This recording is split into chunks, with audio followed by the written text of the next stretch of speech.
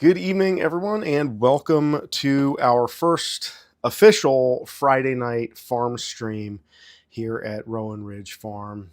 I'm Stephen Reichert, if we haven't met, and we are raising heritage hogs on pasture the old-fashioned way, and we are bringing you live streams and various forms of YouTube content here in order to help make America farmers again. That's what needs to happen, and well, hopefully this will be small part of doing that. And I decided to kind of formulate a little bit of a schedule so things wouldn't be quite so, um, well, what's a nice way to put it? Could you say spontaneous is pretty much how I've been doing things here, where I have time to do a live stream and then I'll hop on and I'll do one. But I want to make at least one live stream a week that is a regular, consistent thing. And I also got the opportunity to create memberships for the channel as we're in the process of getting towards official, complete, total monetization, and trying to make a little bit of money through the content that we're doing so that we can make more content and better content for you guys. And so it's coming along a little bit at a time. Tonight, what I want to talk to you guys about is, well, the topic of what's the best breed and things to look for. I'm going to kind of tack on another little bit to this topic, not just the best breed of pigs, but like what to look for when you're buying pigs and what to look for in a breeder. Some of these things that are going to be very relevant if you are looking at getting pigs for the first go round, or you're kind of new to pigs, maybe it's not your first time, but I want to answer that question. Now, one of the things you will notice if and when anybody looks through the memberships is that I have two membership tiers. One is pretty low level. I believe it's $1.99 or $2.99. And the other one is just under $10. That is the basically Smithfield pork. It's like your high end, big 10,000 hog barn membership level. And in that level, I'm going to be doing like private live streams for members based on questions that you guys have, because the channel is growing. Right now we have 920, at least when I last checked. And while we're at it, if you haven't already subscribed, please make sure you do that and like the live stream as well, because that's going to help us reach more people. And again, the more momentum we have, the more people we reach. If we're able to make some income off of this, that means that we can do more of it and do it better as well for you guys. So tonight, this topic is one that I got from a question to one of my posts that I put up. And I post stuff, I try to do it a couple times a week. And so I thought it was a great topic, and it's very relevant at this time of the year because people are either buying piglets, depending on where you are in the country, or getting ready to buy piglets as we're heading into the spring. And so there's a lot of misinformation or things that I would classify as incomplete information if you're kind of in the homesteader space. And it grinds my gears, so I had to say something about it and discuss it. And we got this question from a young lady in the state of Washington named Emma. Assuming it's Emma, because that's her handle on YouTube, is It's Emma with two A's on the end. And she said, I'm getting probably 2 Hampshire pigs for my first year of 4-H. And what should I look for in a pig to be the best for the butcher? So I decided to kind of read into that a little bit about questions about breed, because that's always part of that initial conversation. And then I also want to talk a little bit about the things to look for in a breeder, and to, red flags, green flags in terms of when you're selecting the animals. And then lastly, I want to, and Emma, I hope you have a chance to watch this live stream. If you're in here, give me a holler and let me know. But I actually did a little bit of research on the specific farm that you're buying your pigs from, and I have a little feedback about them, what I noticed, and some opinions about that. So that's kind of what I have on the menu for this stream tonight. And I see the Chad from Texas. Hello. Ian Harris says, nice haircut. Thank you. I got several of them cut, actually. It was just getting to be Like I get haircuts about once a year, or like if my wife is mad at me. And so otherwise, it's a lot of effort. But when the hair is shorter, it's less work, and I'm a fan of less work because I've got a lot of work without having to add more things on there. And I see Chris is in here. Let me see. I'm gonna give it a go. Is it Heitstumen? Is that like all one, or is there two last names in there? I know I have a German last name, Reichert, so I can appreciate that. Everybody always, when they read my last name, they say Richard. And it's, I've been called worse, so I don't worry about it too much. And then we have Bellino's Bounty is in the chat as well. And I saw my buddy Rob 360 way in there earlier. I don't know if Rob is still in the mix, but Rob I have known for a very long time. He was my climbing partner and has been with me through many, many adventures, including the pig stuff. So he's an interesting guy. So I'm happy to have you guys all here. And I may have other people watching who are not regulars in the chat, but I want to let you guys know that the reason why I like doing these live streams is because it gives us an opportunity. Heitstumen. Perfect. Okay. Yeah, I threw a little bit of German intonation in there, but cool. That's good. I'm excellent. That's cool phonetic representation. That makes it real simple too. Yeah, I like doing these live streams because it gives me an opportunity to answer questions and to have more of a conversation with people about farming.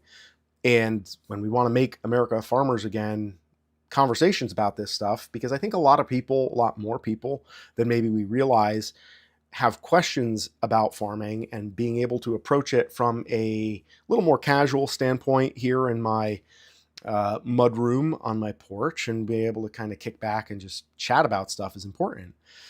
And I always talk to my patients when I'm working at the hospital. If I want to engage them further in conversation beyond what is entirely necessary, I'll acknowledge the fact that I have a farm, I raise pigs, and there's always a lot of questions that go with that. So I feel like the more we can engage folks here on the YouTubes, that's going to be for the better. And yeah, Chris, I think you're right about that. German and Polish, a lot of that stuff goes together, and I think that would be an accurate assumption based on the little bit that I know about linguistics. So let's talk a little bit about breeds of pigs to start with. I will be very upfront so that just to acknowledge my predilections and kind of my biases. So as a quick background, I've been raising pigs for 4.5 years. This is my 5th year that I'm going into. I have raised and butchered the following breeds. I've done like just random crosses. I've done the industrial breeds, the Yorkshires and Duroc, purebred and crosses, as well as some of the, call them lard breed, which there's another side tangent to get to on lard breeds because I kind of object to that terminology, but everybody probably understands the semantics when I say lard breed. We're talking about Mangalitsa, Mulefoot, American Guinea Hog, Ossabaw, Cooney, Idaho pasture pigs kind of are on the bubble there, as well as old spots. Some people lump old spots in with lard breed. Some people call them heritage hogs. So I've done Mangalitsa old spot crosses in that category. I haven't done Idaho pasture pigs, Coonies, or a lot of these other breeds. And then I've done a lot with Tamworth crosses, old spots, purebred and old spot Tamworth crosses, as well as Berkshires and all of their crosses within the purebreds, the Tams and the old spots that I also have. Additionally, just giving a little bit of bona fides here so you understand where I'm coming from. I have done a decent amount of butchering, having a butcher shop here on my farm that no longer operates for the benefit of the public. I can butcher stuff for my family if the need arises, but I downsized most of that after spending a year being trained by a friend of mine who rented the butcher shop and was running his business out of my shop and I tagged along as an apprentice because I wanted to learn how to take apart a pig. He was doing, beef and goats and sheep and pigs and the whole nine, but I really got an opportunity to learn how to butcher and love butchering. And it gave me an opportunity to really do some contrast and comparison based on what I saw other people doing in terms of the way that they were raising their animals. But I got to see a lot of these other breeds in the butchering space aside from what I've raised here and actually spent time with growing on my own farm. So that's a little bit about where I'm coming from. And I would say, first of all, when we're talking about the breeds for pigs, that the most important thing is probably what you like. And I mean that just from like a gut sense, because if there's a breed that kind of speaks to you or that you just have an affinity for, you like them, I think that's a good place to start, because the nuts and bolts of which breed is best, a lot of that really comes down to the external factors that are not related to the breed, i.e., what you're doing on your farm, how you're raising the animal, how you're feeding them, the environment that you're keeping them in, the climate, and then the economics, which is a very important externality depending on the scale at which you are farming. So if you are, raising animals for buyers that are not yourself, that are not just your homestead, the biggest factor is going to be, do you have a market that either already is established and is an existing market that you plan to service, or are you willing to see through the process of growing and developing a market where one does not exist? And that carries with it certainly some fiduciary risk, and it can be challenging depending on what you're trying to do. But the biggest thing, like when people ask me sometimes, like, what was it about the Tamworth pigs that really got me to go into Tamworths? And honestly, I don't have a great answer, because when you read their profile compared to a lot of the other heritage pigs, they're all pretty good and they all share a decent amount of similarities in terms of being hardy outdoors, good mothers. There's a lot of broad characteristics that they all share. And so there was not one thing that really put me on the Tamworths other than the fact that I just like them. I like the way they look, and they have a reputation, at least in the publications that I was interacting with, they have a pretty consistent reputation for being very hardy and able to thrive in austere environments. And here in New Hampshire, and every part of the country I know has its own version of weather that makes this area suck. But New Hampshire has a very irritating mud season, ironically, very humid summers, and very cold winters, and some shoulder seasons in between fall and winter, and then again between winter and spring, where we're getting into that mud season, where we get a lot of moisture and humidity that creates this perfect recipe for a lot of health issues, respiratory stuff specifically. And so in an environment like this, I lean towards the Tams because I want to do whatever I can to stack the odds in my favor. Now, I think that, that's kind of my personal process for how I got to the Tamworths. I'm also doing purebred old spots as well as purebred Berkshires. And the old spots I encountered locally here because they're very popular in New England. I found a good breeder and I liked what she was doing with them. And I said, you know what? I want to play with those genetics. I brought them into my herd and I've been happy with them. And then the Berkshires are more of a newer, my most recent addition. And the Berkshires really came from a desire to build a better pig in terms of meat quality, because in this part of the country, in New England, again, regional markets dictate a lot of this approach and a lot of the decisions that I have made here.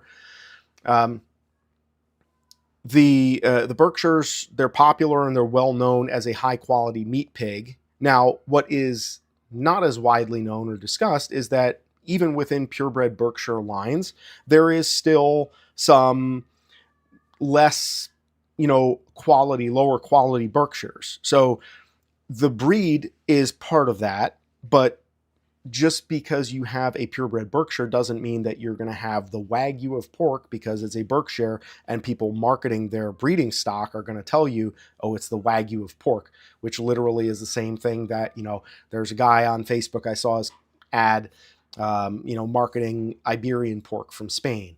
And then there's people marketing Mangalitsa and other, specialty lard breeds, again, for lack of a better term, lard breeds, as being the Wagyu of pork. And the reality is, it's not the breed as much as it is the breeding. So within a specific purebred breed category, it still is up to individual breeders to refine, cull, synthesize the best genetics from within that breed, and then maintain, preserve, and grow those genetics within their herd in order to get the greatest potential out of a breed. So that's a little bit of a ballpark kind of where I'm coming from, where I'm starting out. I'm going to build on that in just a second.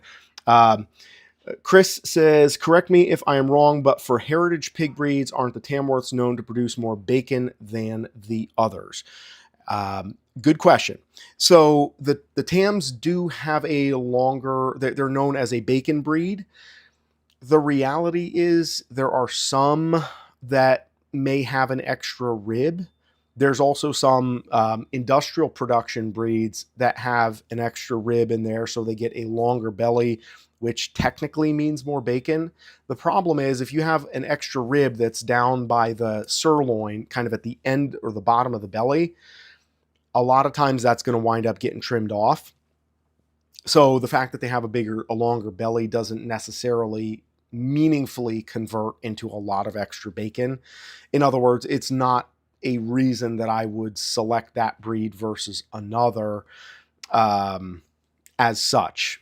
I think they do tend to be leaner than some of the other breeds, although they can still put on fat. But they're known as a bacon breed just because of the fact that they tend to be longer and leaner rather than more kind of short and stocky like Herefords, Hampshires, Durocs, certainly, even the old line Durocs, Berkshires. I got some Berkshires that are pretty stout as well. Mike Stevens says, I'm going with Berks and I'm not looking back until I have to. That's fair enough. And yeah, I think that that's a reasonable way. Yeah, I got you. I figured out the typo there, Mike. I've done that more than enough times myself, so I can recognize it.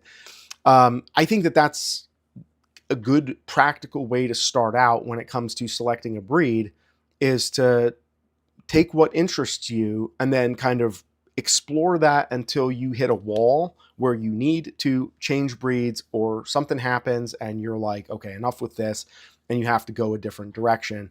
And ultimately, a lot of it just comes down to your ability to market it and your appreciation, because if you like the breed, you're going to do everything you can to put the effort in to create the external environment that's going to allow the genetics that come with the breed. And those genetics are potential, right? Those genetics are not a guarantee.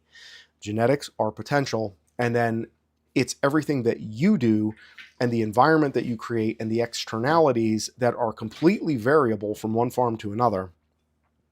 That is what's going to determine whether or not the animal lives up to the potential or whether they're lacking in one form or another. So there's the breed matters. It's not that the breed doesn't matter at all, but the point at which most of you, if you arrived here as a person who's new to pigs, who's getting ready to, like Emma, who asked this question, like if you're at a point where you're new to pigs and you're trying to figure out what breed I should get, for a person in that situation, the simplest answer is get a cross. Don't get any purebred of any kind, because the reality is, for what you're trying to do, you're just getting a feel for it. You want an animal that's hardy, that's going to grow fast, that's not going to give you any kind of medical problems, that's going to be relatively easy to find, and that's going to give you good quality pork, get a cross. Don't get a purebred, because literally hybrid vigor, ideally, if you come to me and you buy one of my piglets or somebody else who is breeding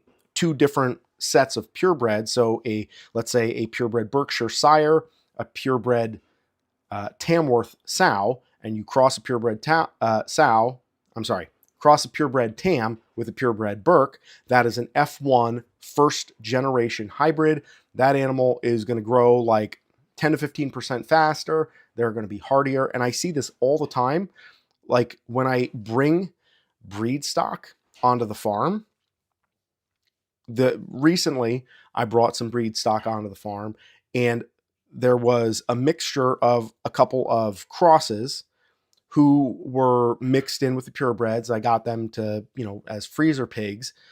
And when it came down to who's getting sick, it's always the purebreds getting sick, needing the penicillin or needing whatever medication to get over the hump after you've transported them. And then the crosses that are nothing remarkable from a genetic standpoint, they're the ones that are just no problem. They're dealing with the cold, the discomfort, the humidity, whatever the conditions present them. It's kind of pigs on easy mode. And so from a starting point, again, it's not that breeds don't matter. It's that it depends on where you are in the process, because the things that breed specifically affects to the largest extent are not things that you are going to be encountering, most likely, in your very first couple of years raising pigs. And one of those things is that when we're talking about temperament or friendliness is not correlated genetically. It is not heritable. So there are other factors like activity level, whether your pig is like more energetic or more lethargic. Those are more heritable based on the breed. But friendliness and personality are not heritable.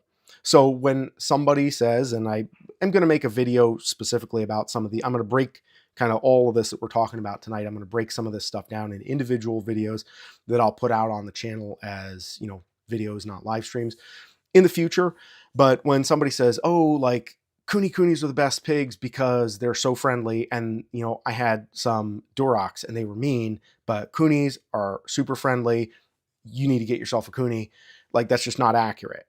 And that's not true. It's not accurate. There's a variety of things that impact the way animals respond and their personality and how active they are. Are they more active or are they more docile? If you have like a person who is like, for example, I'll try to keep the analogies under control here, but like if we're talking about a person who is, let's say, doing meth or cocaine, okay, just bear with me.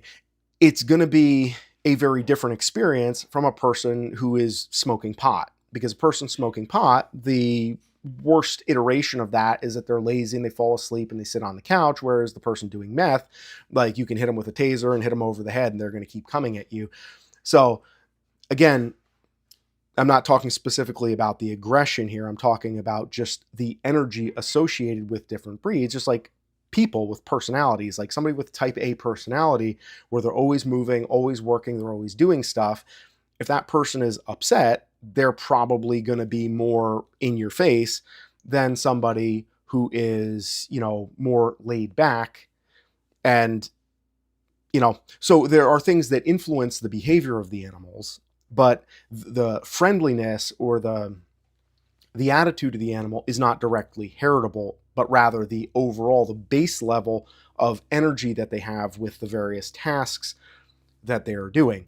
Now, the other things that are much more relevant when we're talking about personality and temperament are not the genetics, but rather the way that the animal is treated and the size of the group that they are in. Okay?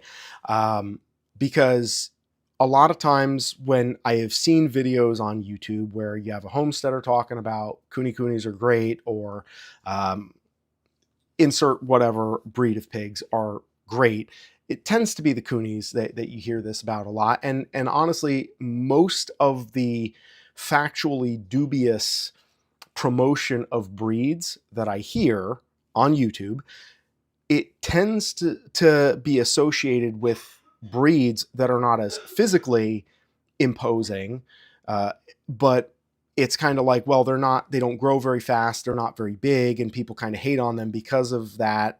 But actually, they're really nice and they have better temperament and etc. And so that makes up for it. And I understand that, everybody's got a different attachment to and reason for the breeds that they want to deal with. But the reality is, when it comes to the breed that you're dealing with, their temperament, their personality is going to be shaped mostly by the way you handle them and the environment that you create for them. So, like I was mentioning last week, on last week's stream, when you have 2 or 3 pigs, their personality is going to be very different and the way that they relate to you is going to be very different than when you have like 20 pigs. When I first started, I had 4 pigs, and when I went down there, I was like one of the herd. Like I would hang out with them, I would spend time with them, and they had to kind of relate to me as much as they related to each other. I was part of that mix, and it was really nice, like being perfectly candid. I enjoyed that level of, I don't want this to be clipped and misinterpreted, but intimacy, like the relationship, that rapport built with the animals was really cool. I enjoyed it. And as the herd has grown, now I have about 40 pigs.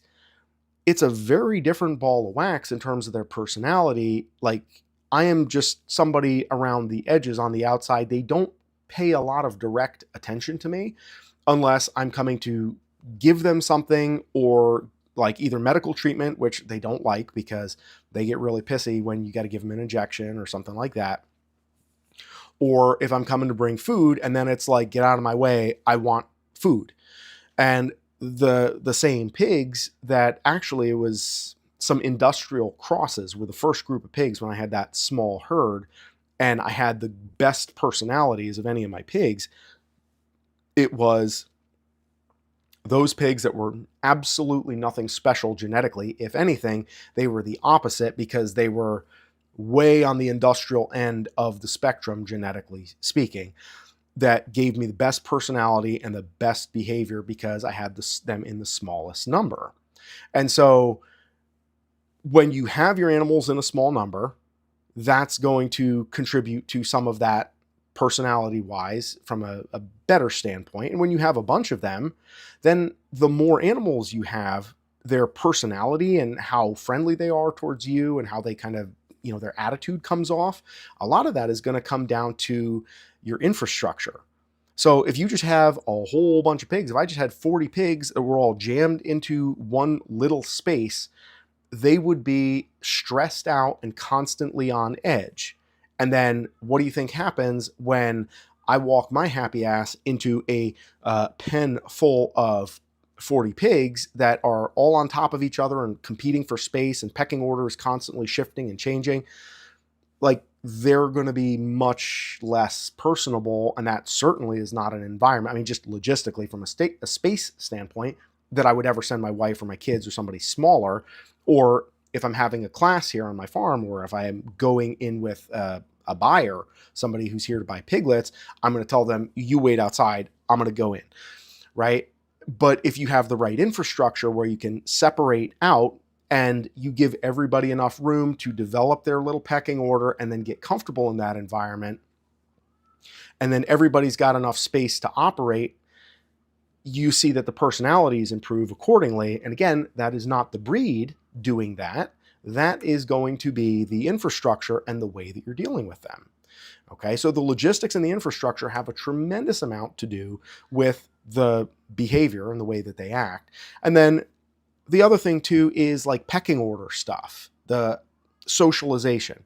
So if you have, a sow who's part of the breeding herd, and right now I have my herd basically split up into 3 groups. I have sows and boars, like the adults, and the sows are gestating. They're waiting to go into kind of their own separate pen to have their babies.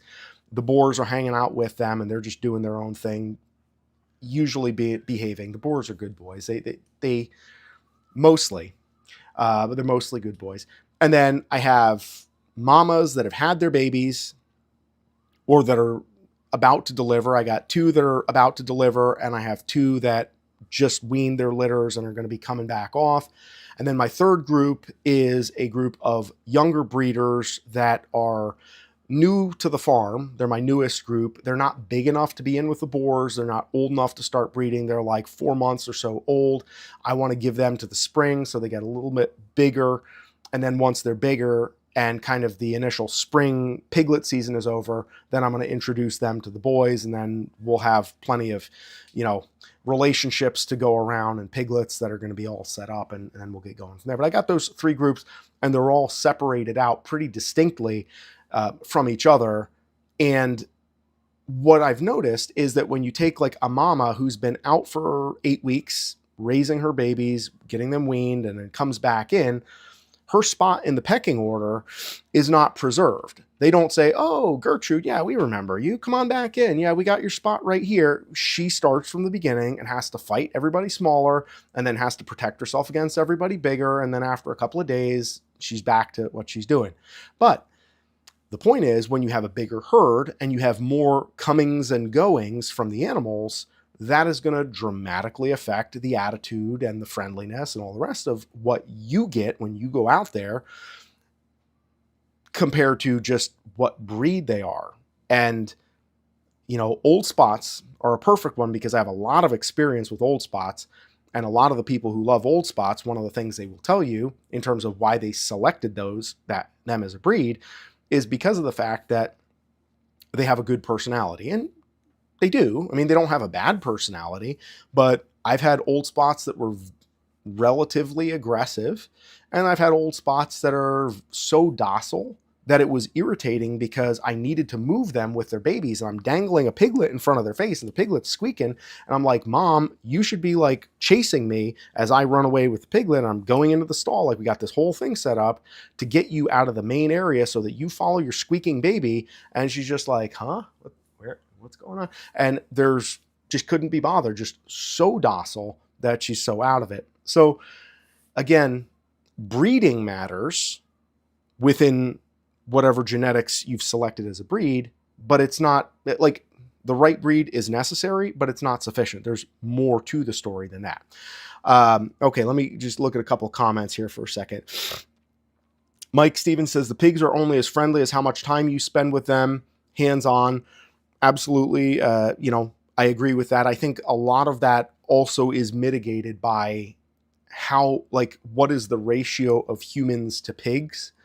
The more humans to pig, like the higher the ratio of humans to pigs, that has a lot to do with it as well, in addition to just the time, because when you are spending time individually with a pig and they're relating directly to you, not like, they're all kind of bumping around each other and you're hanging out there for a while, but they're not really connecting with you because they're more busy like fighting off each other. Having that direct connection makes a big difference. And boars is where you really, really see this dramatically, because boars are the ones that I think might be an exception to this topic when we're talking about, the personality, because a boar that goes kind of sour, they can develop a bad attitude and that sticks with them. But in terms of just generally speaking, there's like 3 factors, like food, mating and or maternal environments, mama with the babies, and then pecking order situations where it's heads up no matter what breed you have. If you're introducing a new animal, I don't care whether they're coonies or old spots or mangas, heads up, because it's going to be a little squirrely. If you got, a boar who is amorously inclined towards a female that is in heat, heads up, they're not your pet. They can turn into a wild animal real quick. So you have to be aware of that and give them the requisite amount of space. And the breed and the breeding is not going to save you from the inherent qualities that animals possess. It's not like you still have to be heads up, you know. And same thing with the mamas and the babies. And there are exceptions to all of these rules, because I have had some mamas from a variety of different breeds where you could go in and pull a baby right off of her tit and do what you got to do. I know, Mike, you've told me about castrating piglets, literally like pull them off the mama, cut them, and put them back on. And that is not typical. That's not normal. I wouldn't count on that. And I'm not going to try to do that, because I believe I bought a handful of her babies, the sow that let you do that. I'm not going to assume that that got passed down genetically. But if so, if it would be possible, that would be really cool.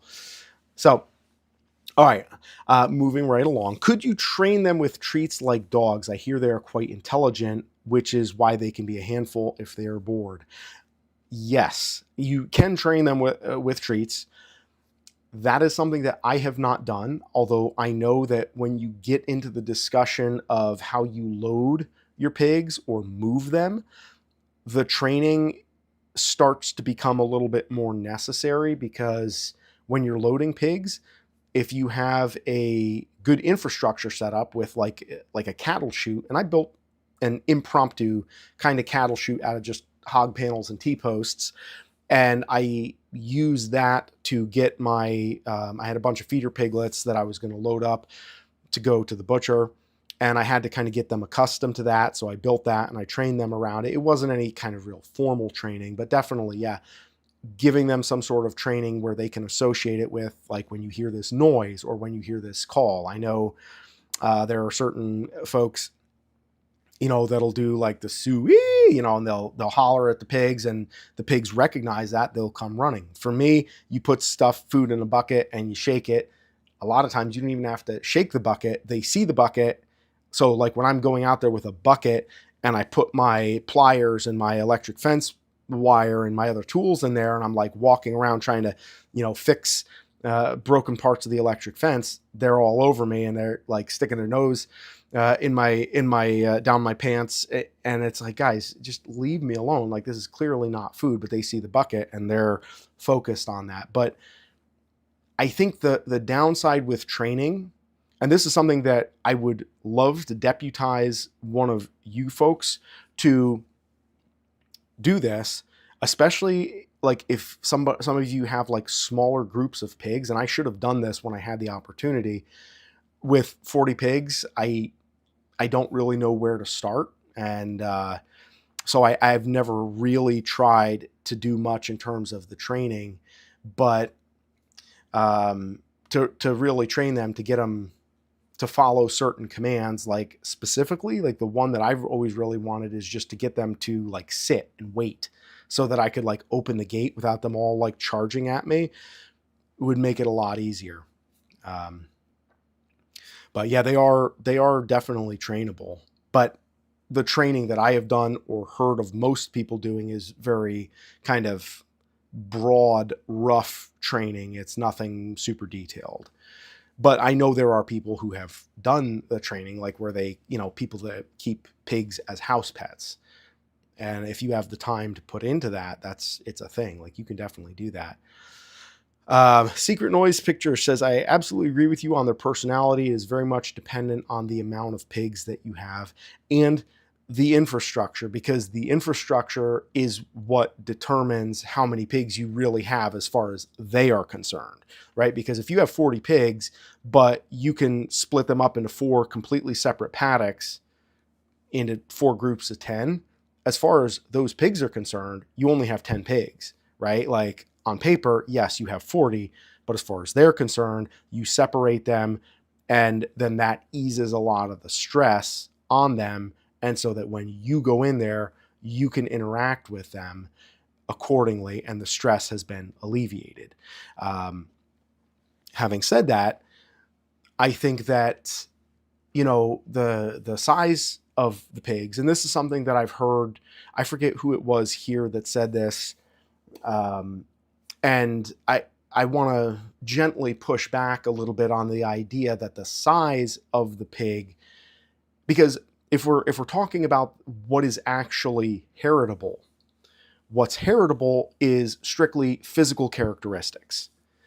The physical stuff is the most heritable. So when you're talking about meat quality, you're going to see a lot of directly heritable things like the length of the loin, how many ribs you have, how quickly they grow, whether the meat is marbled, how quickly they develop or, you know, store body fat. Those are all things that are directly correlated with the breed and the genetics. And there's other things like, are they more active or are they more docile? Those are kind of medium in terms of the correlation that they have. And I have heard on here from some folks that are more comfortable with smaller pigs rather than bigger pigs. And I would argue that, I mean, and that, you know, none of this is meant to dissuade anybody. I think you guys all know that. Like, I'm not interested in getting anybody to change what they're doing. I'm just putting this stuff out there because for people who don't have any pigs and don't know where they're headed, I think it's useful for them to actually hear the nuts and bolts that they're not going to get in a 15-minute video about why Coonies are the best pigs that you can ever have by somebody who's raising 2 of them or 3 of them in their backyard. But bigger animals, bigger pigs, smaller pigs, it's all kind of the same. Like, I don't feel reticent about letting my, my wife or one of my little girls go in there with the big pigs that are 600, 700, 800 pounds any more than I would if they were like 300 or 400, because end of the day, like a 400-pound pig, if the circumstances are wrong and the conditions are such that they're promoting aggression or it's a bad time, a small pig is going to be very dangerous, right?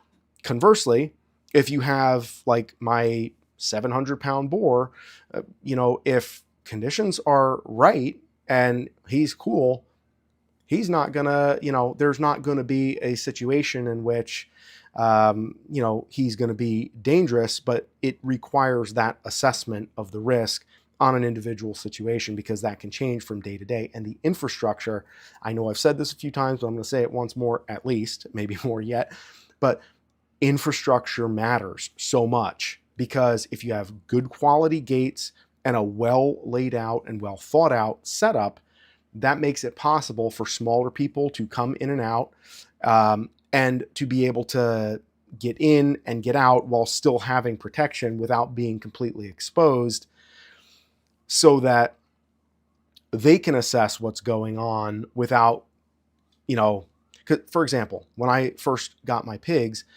the way I set things up was with just T-posts and hog panels because I was the only one feeding them. So it was like, I didn't need to really worry about a gate because if I wanted to get in, I got a 36-inch inseam. I can just step over the hog panel, grab a bucket and, grab a bucket from the outside, pour it in, dump it in with me, whatever, and off I go. Where I started to run into problems was when I was at work and then I wanted my wife to feed the pigs, and my wife is like 5'0". So she's not going to just go climbing over the hog panels with the same ease that I do.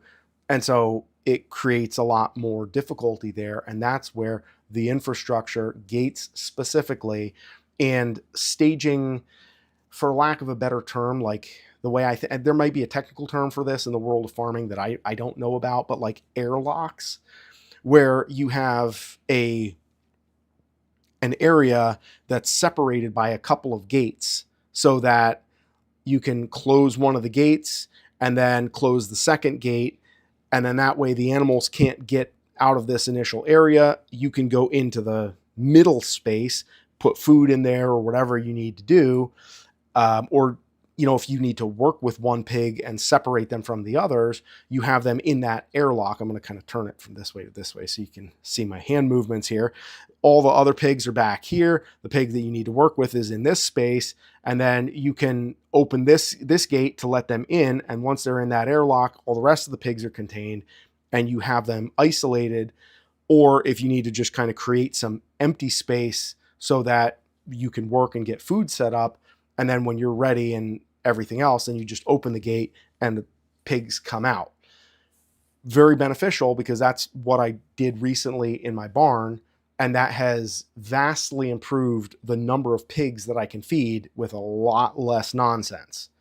And then I wait till they're done eating. And when they're done eating and they go back in the barn, I see everything's cleaned up. I just close that airlock, and then I got that space back. And when I'm ready to feed, I just go in there, dump the feed, and then they come over and then we repeat the process. But what I will say, the better infrastructure gives me greater separation from the animals, which allows me to do my job easier, but it also cuts down on the time that I get to spend socializing with them, which, great, I can run more animals, but now we're not as close as we used to be when it was just like 4 of them and I would get in there with them and bring them the food and give them tummy rubs and we go through all this stuff. Now, if I'm trying to give tummy rubs while I'm feeding, they're just going to knock me over and break my knees and, they'll be on their way. So again, the infrastructure, it's always going to be a trade-off of kind of like what you're trying to do, and the size of your herd has a lot to do with it. Chris says, what I did with my dog for the back of the truck was I played with him and gave him goodies and fed him in the back of the truck. That way he always saw the truck as a safe place. That's a great idea. Yeah. That's kind of what I started to do with the trailer. And in order to do that, you have to get the trailer there and have it for a couple of days so that you can feed them like in the trailer or close to the trailer to kind of, and it doesn't take a long time for them to get reasonably comfortable, but usually that's what I'll do. I'll try to kind of warm them up to it. And like you said, make sure that they have a positive association, and food is the easiest way to do that. Cattle chute. I think that's exactly the concept of what I'm describing, is kind of like a chute where you can close it on both ends and do all of that stuff. Yeah, that's very, very useful.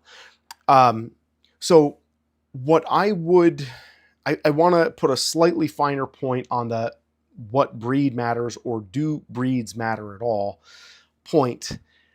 And this is something that some of you guys may already know, and maybe not, but I think the category of pigs that you're choosing to raise is going to matter a lot more than the individual breed.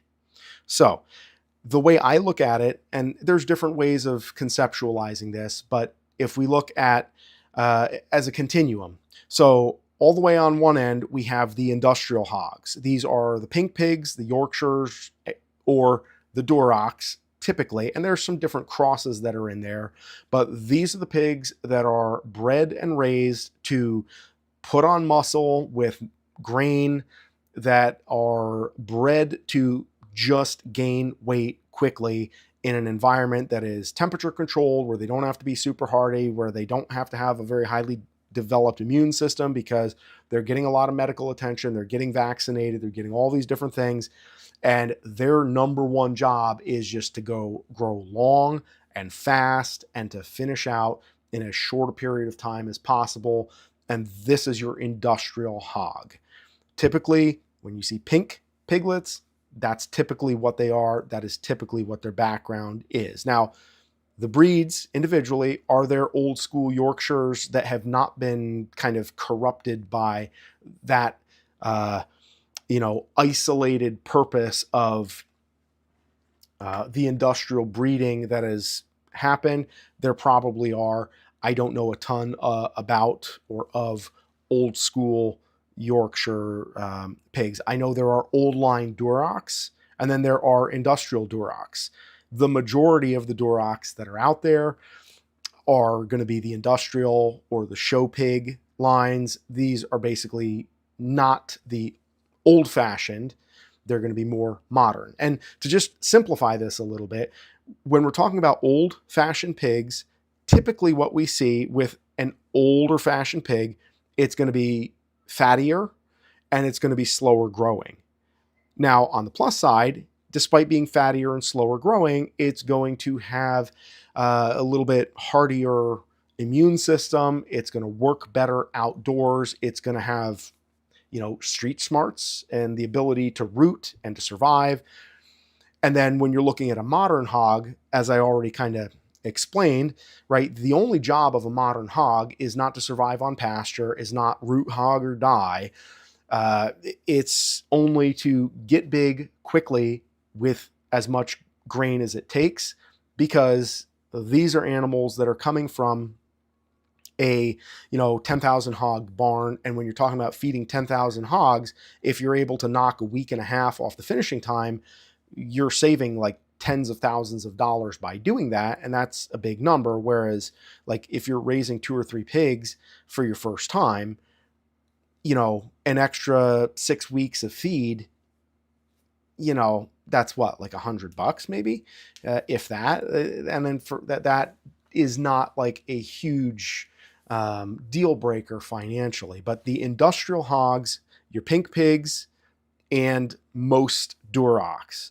And then on the other end of the spectrum is your super old-fashioned breeds, which, as I mentioned before, most people call lard breeds. I object to that name from a semantic standpoint, because lard breeds only are super lardy if you feed them in a way that makes them put fat on. Of course, if you give them the opportunity to forage, get more vegetable matter in their diet, and you feed them less grain, they have more grazing, more forage available, they actually can develop meat in relatively close proportion to the fat, so they're not super fatty.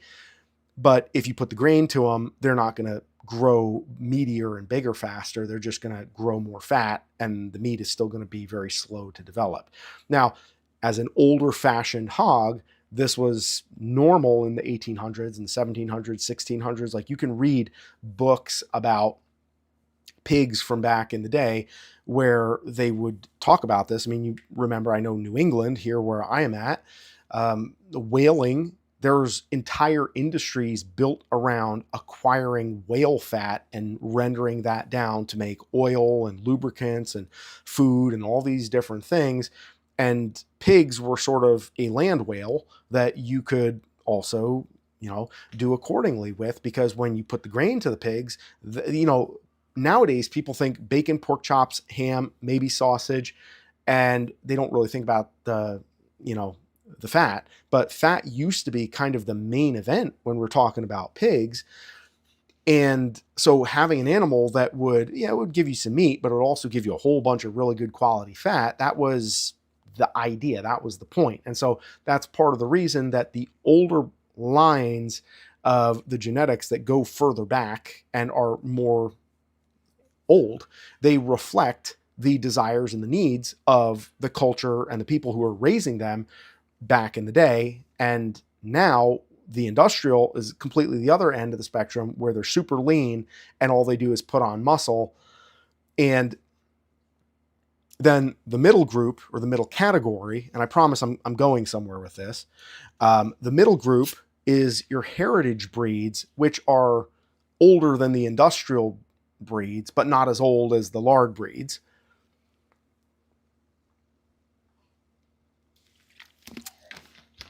Okay. So those heritage breeds, they would be like your Tamworth, Hereford, Hampshires, Old Spot, some of the old line Durocs, Berkshires. Maybe you could put the Chester Whites in there. I may be forgetting one or two, but that's kind of the ones that come initially to mind. Those are your heritage breeds. And those are sort of the main pool of breeds, at least here in the United States. Red Wattles, I think, would go in there as well. They would be kind of mixed and matched and pulled from, but usually built onto an existing Duroc or Yorkshire platform to incorporate these other heritage genetics to add certain characteristics to the already established industrial breed. But the heritage breeds in the middle, they give you kind of the best of both worlds. And so all of this to say that when somebody is first getting into pigs, my recommendation in simplest terms is get a cross, because they're going to be cheaper, they're going to be hardier, they're going to grow faster, end of story. And you don't really have to do any, fancy stuff to figure out what the, to find a specific breeder necessarily. But when somebody's just getting into pigs, the real question that I think matters the most is which category are you looking for? In other words, it's kind of like trying to compare, is Toyota better or is Honda better?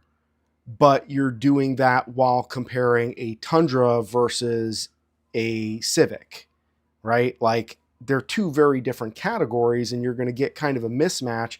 It's not, it's an error of, it's a categorical error, right? They're different categories.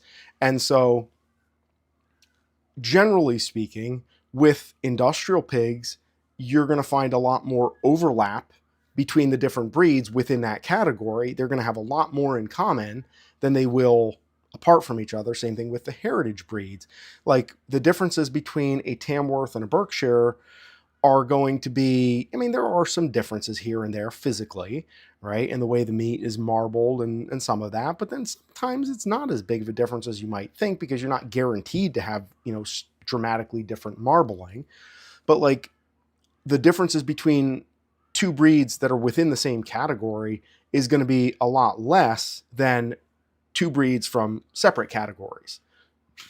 And so the thing that's really going to have the biggest impact on what you're raising is going to be, are you in a heritage category? Are you in an industrial category? Are you in a old-timey, lard pig category? Those are the things that are really going to make the biggest impact on what you're doing.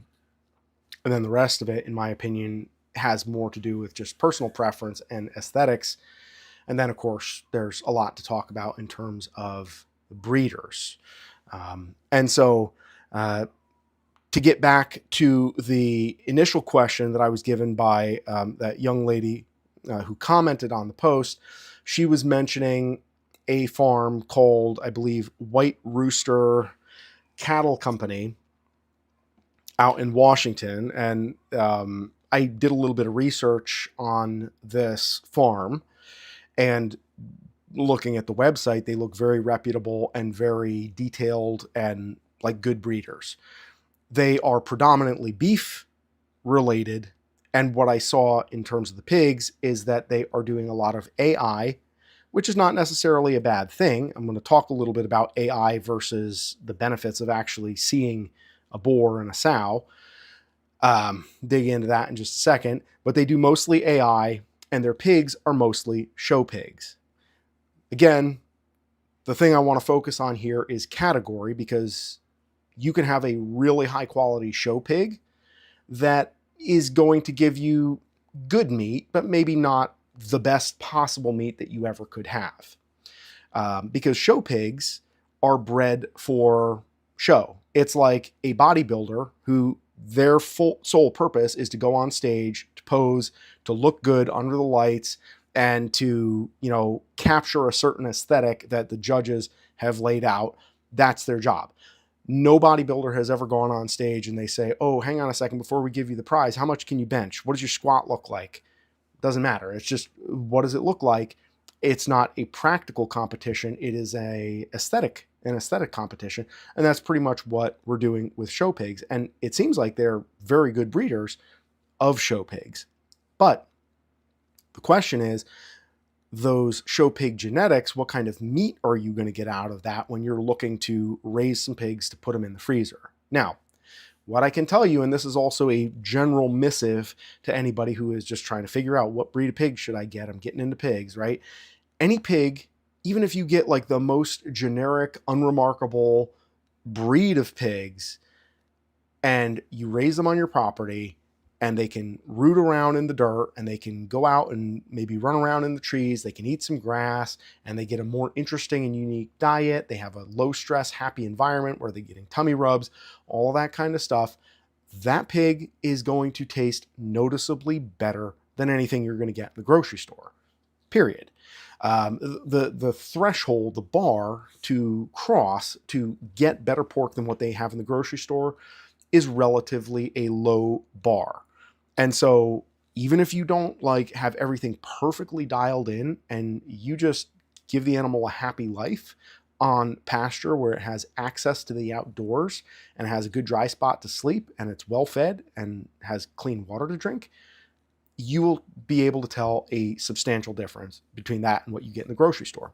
So without even doing anything special, genetically speaking. Now, from a show pig's standpoint, show pigs have certain construction that looks good, that answers certain aesthetic goals that change from time to time. So like whether they like a slight incline or decline of the spine, like do they want a flat spine? Do they like a little rounded top? These are different variations that different judges score differently, and they go in and out of different styles. And that's what show pigs ultimately are bred for. It's to fit within these aesthetic standards and to score well in the ring. And so the meat quality that you get out of them, there is no guarantee that the meat quality is going to be anything special or outstanding. The meat quality, even if you have a lot of, lean meat on there, the meat quality itself has more to do with fat than it does with the meat. So one of the things that I find in raising pigs is that we have to educate a lot. We have to educate our customers. Excuse me a moment. I have a couple of guest appearances here, perhaps. Daddy's talking to his friends on making a video, so you guys need to be quiet, okay? Thank you, Mary. Yeah, we're not watching anything down here. You can listen to Daddy. Try that on for size. How do you like them apples? Okay. When the kids they like to show up when they show up, and that's how it goes. So it's like that video during the COVID where the guy is doing a broadcast in his room, and like his kid walks in, and then another kid walks in, and then his wife walks in grabbing them, and it's like this whole thing, and it just comes unraveled. Okay, girls, listen. Absolutely not. Okay, I can hear you way too loud, too distracting in the living room. If you're going to do that in the living room, absolutely not in here. Do you understand? If you're going to play in here, you're playing quietly. So yeah, with the show pigs, there's a lot of hiccups that go along. I mean, at the end of the day, it's still going to taste better than what you get out of the grocery store. No question about that. Now, is it going to be the best that you can get out of a pig? That's a different story, because again, the show pigs are bred to have, lower percentage body fat. And one of the things I was starting to say that I'm constantly educating people about when we talk about the difference between the pork that I raise and what you get in the store, and presumably what you guys are doing as well, is the fat. We have been sold a bill of goods, and don't get me started, actually, probably for this stream, don't get me started on the food pyramid and how they completely pull the wool over everybody's eyes about how saturated fat bad, and then the Framingham study, if anybody's into medical research, and how it's fat that causes all the bad things, and sugar is good, and plant-based is healthy, but fat and animals, and especially pork fat, oh my goodness, lard, terrible. Everybody needs to, consume plant oils, and so margarine is a big thing, and Fabio with I can't believe it's not butter, and then now, nobody eats margarine because that has kind of started to wear off. And so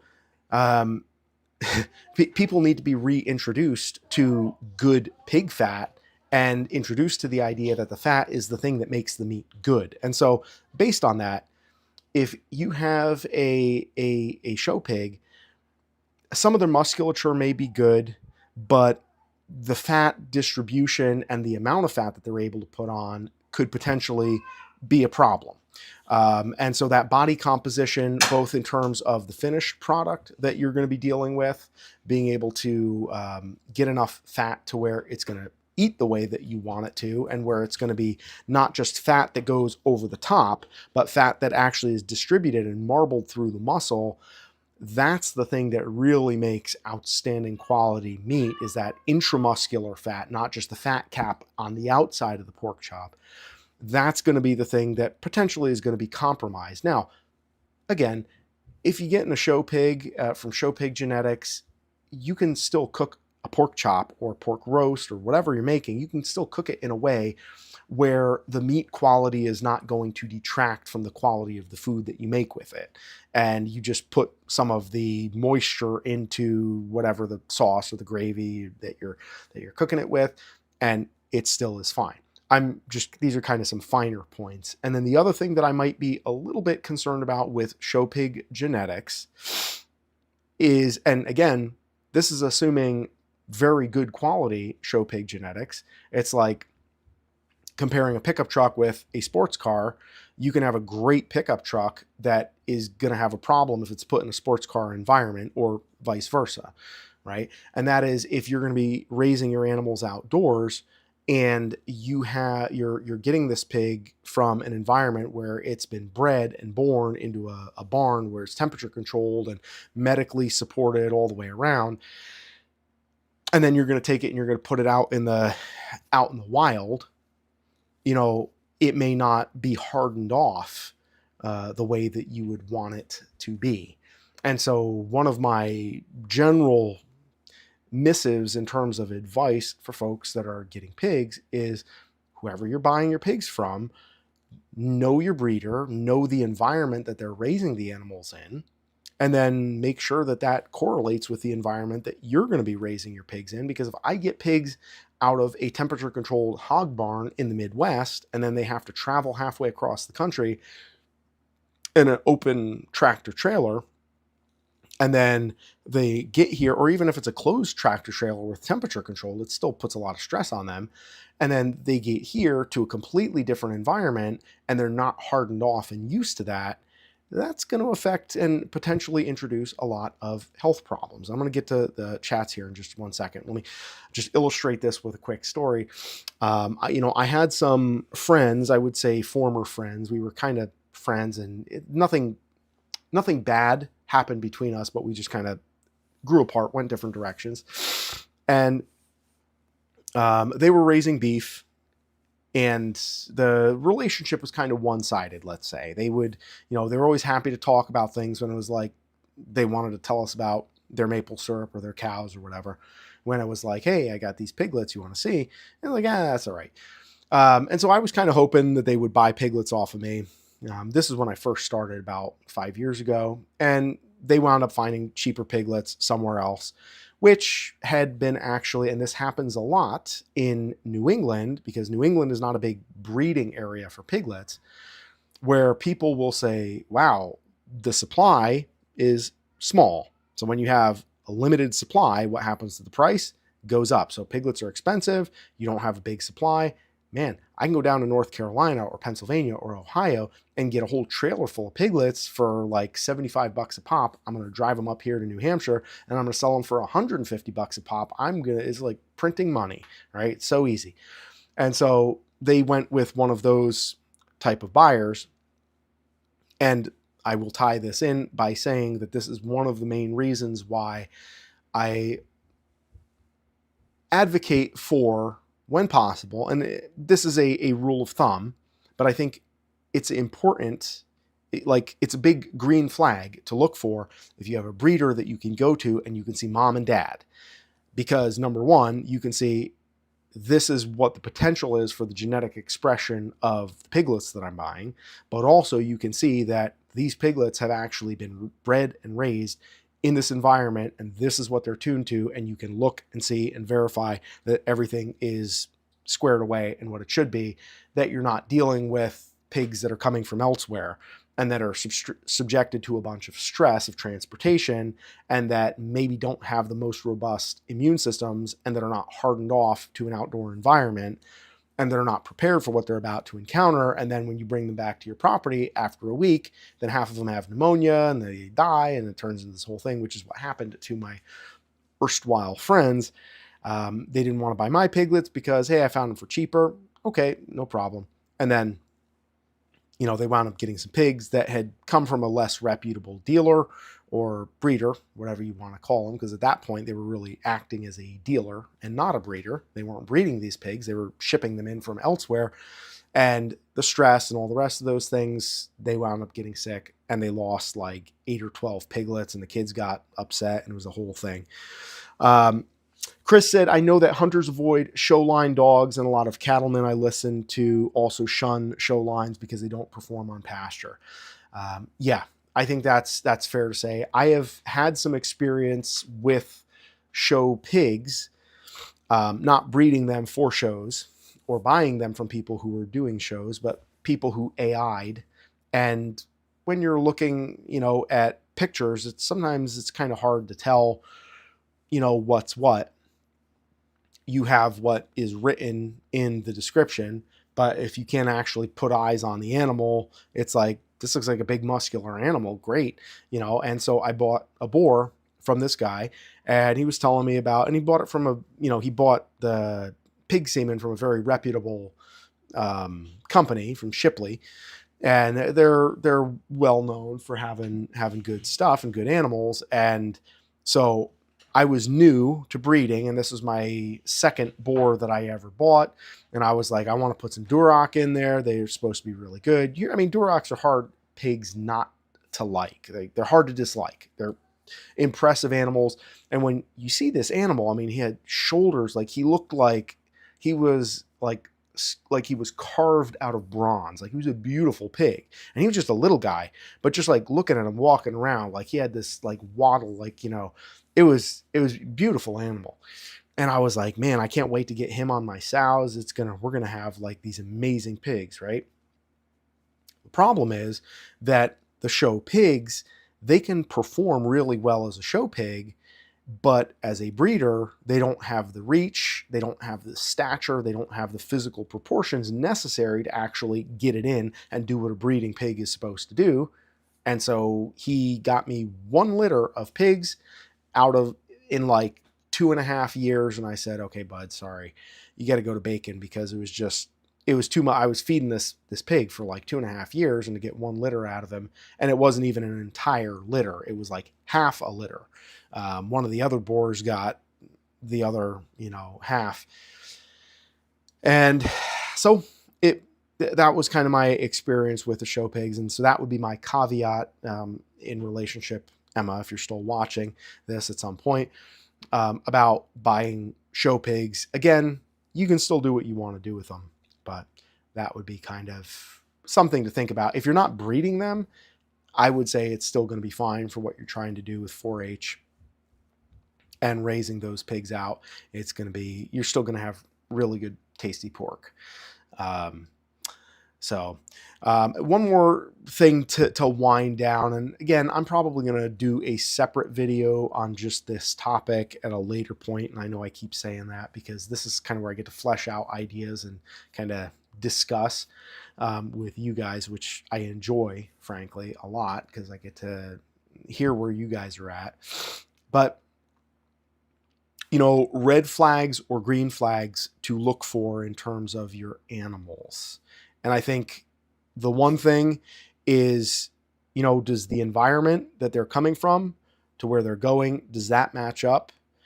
And ideally, if you can look at both of the parents, that's another big green flag. And then generally speaking, I would recommend asking kind of what they do, what their practices are in terms of worming or parasite care. Now, this is a whole thing. I'm going to make another video just about parasite care and worming, because there are some people, maybe some of you fine folks, and I don't mean to put anybody off here by saying this, but the folks that are like, oh, we use diatomaceous earth and we feed pumpkin seeds and everything is fine. We don't, it's like, okay. So again, that's like saying I have coonies and they're friendly because coonies are friendly. Well, you have friendly pigs because what you're doing with them, and that's great that you do, and it's great that you like your coonies, but your pigs are not friendly because they're coonies. And I would argue that your pigs are not shy on parasites because you're feeding them diatomaceous earth and pumpkin seeds. There are other management practices, and the stocking rate, in other words, the number of pigs per acre that you have, those are the bigger factors that are going to be influencing the parasites. But I like to get an idea of what they are doing, because I wouldn't even go as far as saying oh, if they're not giving ivermectin or fenbendazole, those are kind of the two main antiparasitics that you'll find, that I would say, oh, that's a red flag. What I want to hear from a breeder is that they're putting some critical thought into this and they have a plan and there's a reason for why they are doing what they are doing. In other words, if you look at mama, you look at dad, you look at the rest of the herd, you look at the piglets, and they all look like they're fat and happy, and they tell you, hey, we're just using diatomaceous earth and rotating our pigs fast enough and like, it's working, then great. I wouldn't feel uncomfortable buying pigs from somebody who's not worming them, as long as the pigs look good, the hair is good, they're healthy looking. I'm still going to worm them when I get them back onto my property because, again, I want to make sure, and there's really no downside to using ivermectin or fenbendazole. I mean, hell, even for people. I'm probably not, I don't know, this stream is probably going to get banned on Facebook or YouTube now for saying this, but people can take ivermectin and fenbendazole and it's not bad for you.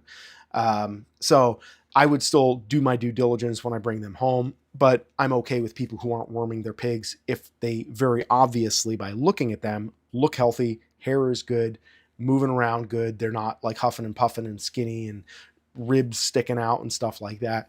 Then hey, you do what works for you, but I want to hear that you're thinking about it and there's a reason why you are not doing this. And there are some people that are able to do that. And if you have a large enough area and your stocking rate is small enough, you can shuffle your animals around decently and not have to do much to worm them. I mean, I don't worm nearly as much as other farmers do, and I feel like my animals do really well. So I still have ivermectin and I still give that, and it's still part of what I do, but something to think about. Okay, let's see. Chris is going to tell us a chicken story. A lot of people get hardware store chicks. True. Here in Alaska, there's a lady who is working on a locally adapted breed. My friend's got 12 store chicks. We got 9 of the locals. The local birds all survived the winter, and only half of the store birds survived, and they all had issues. My friend got rid of all the store birds and all their offspring that they hatched. The localized birds just went through minus 70-ish degrees with no heat or light, and they are out there laying eggs at minus 30 degrees and mostly raising their own clutches. That's awesome. And so local matters. Yeah. One of the things, again, I'm going to make another video about this as well, but like it kind of boggles my mind that people want to be cheap with the animals that they're raising, right? There are many reasons. Well, no, that's not true. There's not many reasons, actually. There's very few reasons to farm. And one of those reasons is absolutely not saving money, I have found. Okay, now maybe over the long term, there is some savings and economic benefit where, you scale and grow and some of that money that you invest in the front, it comes back over time. But like saving money is not the point. The point, like the central point that gets everybody into farming, that like why you're not buying it at the grocery store, is the quality. So to me, I can't think of any good reason to be cheap about anything that is or to not do something that is going to compromise the quality, when the quality is literally the only reason why you're doing this really rationally in the first place. In for a penny, in for a pound. And so when you're talking about buying a piglet or 2 piglets, people will ditch high quality piglets to save $25 a piece, total of $50. I had another guy who completely, I saved 2 piglets for him and I was getting them all ready. And then I talked to him, and this is at a time of the year in the fall where things are a little bit slower. And then he's like, I get the piglets ready, and I'm like, okay, I'm ready to get rid of these piglets. And I text him and I'm like, hey, I got your piglets ready. And he's like, oh no, I forgot to tell you. Yeah, I found another guy that was that's gonna give me the piglets for, $20 cheaper, so I decided to go with him. But hey, thanks. We'll keep you in mind for next year. I was like, yeah, good luck with that. You're not going to get an answer from me next year when you come asking for piglets, because he was from Brooklyn, and I'm from upstate New York, so it's not like I hate on people that are from the city, but being candid, it's like, dude, like I laid out time and money to get these pigs developed for you. I passed up other buyers at a time of year when buyers are not plentiful because you had said that you wanted them. And of course, I made the mistake of not charging a deposit. That was my fault. But all that to say, being cheap with animals that you're buying is really not a good idea. And local absolutely does matter, to kind of tie this back into what Chris was saying. Not only because of the fact that they're going to be adapted for your environment, but especially with pigs, the sickness that you get is really, it can really make a big difference in their health. And it is really hard to overstate the amount that can impact things. And being here in New England, one of the reasons why I got into breeding pigs is because of the fact that it's real hard to find good sources of piglets up here, because this part of the country is not a breeding friendly part of the pig universe. And so every time I've wanted to get breed stock, there's only one breeder that I've ever bought from in the state. Oh no, that's not true. Mike Stevens, who I think is still in here. I bought a bunch of Berkshires off of Mike, and there's one other down in Fitzwilliam where I got some of my old spots, Gentilis. But any other time I've bought breeders, I bought from Wisconsin, a lot from New York, a little bit from Vermont, a little bit more from Massachusetts. Never bought any from Maine. Never bought anything from Connecticut. Pennsylvania, bought from Pennsylvania, and I think I said Wisconsin already. So those are kind of where I've had to go to get pigs and piglets. And I would love to be able to have, like, it's a luxury, because almost all the time when I'm bringing groups back from wherever they're coming from, regardless of the time of year, even if it's like in a warmer time of the year, definitely it's much more stressful doing a 2-3 hour drive in the fall, winter, or spring. But after we do that trip, it's always like kind of a heads up time period for like a month or two, because if there's anything cooking in there, you hit some bad weather or whatever, that stress of the travel makes it really pop off, and then you have to squash it quick or you're going to lose some of your animals, and that's just what happens. Halma 22. I don't know how else to pronounce that. I struggle with pronouncing screen names, I'll be honest with you. He says, we're buying our pigs from you. Awesome. That's cool. I appreciate that. And you're under no obligation to out yourself in terms of who you are, but I might be able to place you if I know a little bit more about who you are, other than the name, the screen name here. But yeah, it's been one of the things that's been really interesting for me, has been the way this channel has allowed me to connect with people that are local in my area in New England. And it's really neat because, things are, gamer name from the 90s. Nice. Okay. I get that. I have some of that going on. I just, up 89. Okay. Very good. So that sounds like central part of the state. But yeah, it's hard finding breeders that are local here in New Hampshire. So that's it's good for me. It's good for business, because I always have more people than I can possibly take care of. Which is part of the reason why I've been expanding my herd. And then as I expand my herd and have to deal with culling and all the other nonsense that goes with expanding my herd, that's part of the reason why I haven't made much of an emphasis, or put much of an emphasis, on raising animals for pork, because I'm trying to keep as many of my pigs as possible to really raise for breeding, so that I dream of being able to service all of the clients who are looking for piglets, rather than having to always kind of tell people, oh, put your deposit in by Christmas, because otherwise, the springtime is going to be, a crapshoot, and we're not going to be able to get any, we're not going to be able to have any piglets left. And the funny thing is, I have folks that come back to me from like earlier years, back before the word got out and before my farm kind of grew, and they will ask me, oh, hey, like, I'd like to get some piglets from you. Are you still selling piglets? And I'm like, yes, I am still selling piglets, but it's going to be a little tough. It's going to, all right, look, all right. It's a little bit tough selling, trying to coordinate the logistics, because of the fact that your hands are cold. I don't know. Okay, well, this is one of my... This is Baby Shiki, as we call her. This is Josie.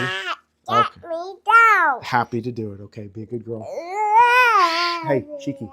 Shiki. Hey. Quiet. Yeah, can you bring it over here?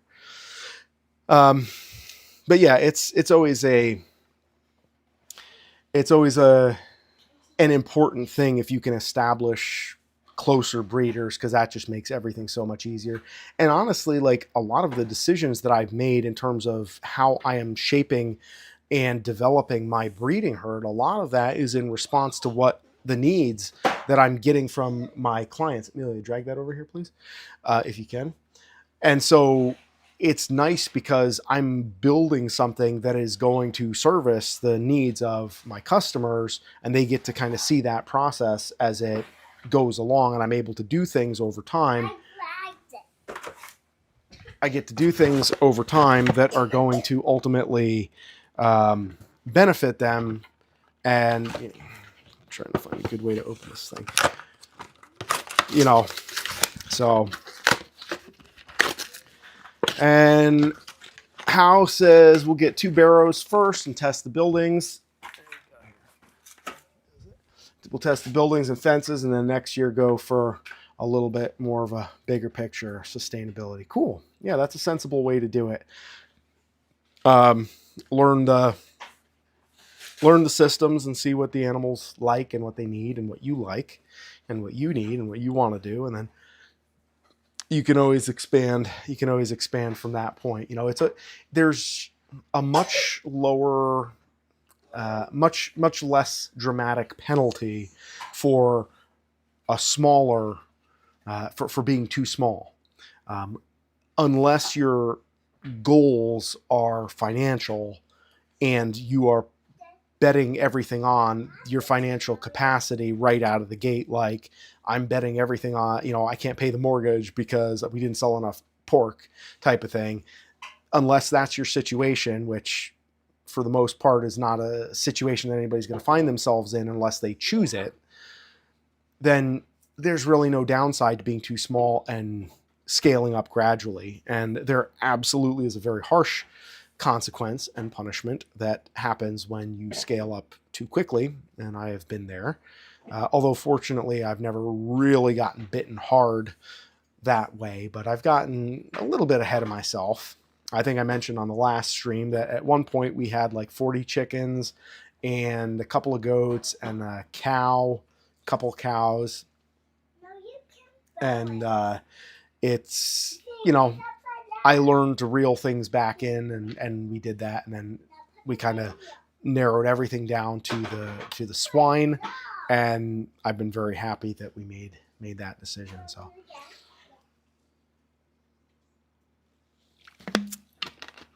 and so yeah, he says no, we're just looking for a family protein source. I would say that maybe look at don't overlook crosses if you're just looking for a family protein source, because you're going to get a lot of benefit out of, especially if you're like doing AI. If you're not like keeping a boar, I would say get a good F1 cross which if you're buying your pigs from us, we have F1 crosses, and then you can cross that cross with a third